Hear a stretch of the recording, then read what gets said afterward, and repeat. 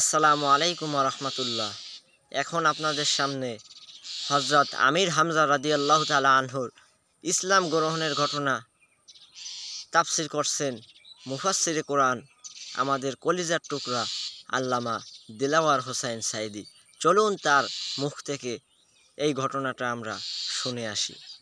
সাহাবায়ে কেরাম মার খেলেন, এবার স্বয়ং আল্লাহর নবীর গায়ে হাত তুলল। আবু জাহেল এসে হুজুরকে মারলেন, গলায় চাদর দিয়া এমন জোরে টান মেরেছে রাসূলুল্লাহ পড়ে গিয়েছেন। হাদিসে এসেছে হুজুরের চোখ মোবারক ঠিকরে পড়ে যেতেছে, চেহারা মোবারক লাল হয়ে গিয়েছে, জমিনের উপর আছাড় মেরে ফেলেছে। রাসূলের এই অবস্থা দেখে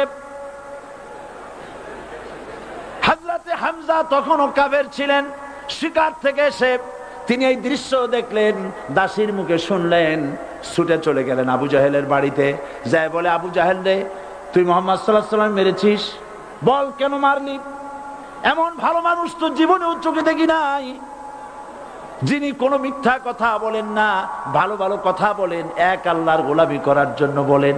এই সব ভালো কথা বলার জন্যই তুই তারে মারলি নাকি? আরে আবু জাহেল, তুই কি মনে করেছিস মুহাম্মদ সাল্লাল্লাহু আলাইহি ওয়াসাল্লাম তার পিতা আব্দুল্লাহ মারা গেছে বলে মুহাম্মদ সাল্লাল্লাহু আলাইহি ওয়াসাল্লাম এতিম হয়ে গেছে মনে করেছিস নাকি?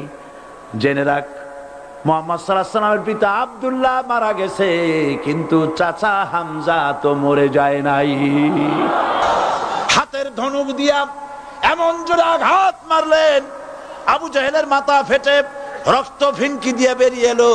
হযরতে হামজা ঘরে ফিরে এসে রাসূল করিম সাল্লাল্লাহু আলাইহি ওয়াসাল্লামের মস্তক মোবারক কোলে উঠায় নিলেন আর বললেন, বাবা, তোমাকে মেরেছে বলে আমি আবু জাহেলের মাথাটা ফাটাই দিয়ে আসছি, তুমি খুশি হও। হুজুর বলছেন, চাচা, কার মাথা ফাটাইছো এইটা বলে আমারে খুশি করতে পারবা না। হযরতে হামজা বলেন, তুমি কি হলে খুশি হবে? হুজুর বলেন, হামজা চাচা গো, আমি খুশি হব যদি একটিবার চাচা তোমার মুখে শুনতে পাই ঈমানের কালেমা। হযরতে হামজা বলেন, মুহাম্মদ সাল্লাল্লাহু আলাইহি ওয়াসাল্লাম, আমি বুঝতে পেরেছি তুমি কোনো সাধারণ মানুষ নয়। সাধারণ মানুষ হলে পরে তুমি প্রতিশোধে বিশ্বাসী হতে, খুশি হতে। প্রতিশোধে বিশ্বাসী হও নাই, তুমি অবশ্যই আল্লাহর নবী, কোনো সন্দেহ আমার নাই। তুমি সাক্ষী থাকো, আমি পড়ে নিলাম, লা ইলাহা ইল্লাল্লাহু মুহাম্মাদুর রাসূলুল্লাহ। জোরে পড়ে, লা ইলাহা ইল্লাল্লাহু মুহাম্মাদুর রাসূলুল্লাহ। আল্লাহুম্মা সাল্লি আলা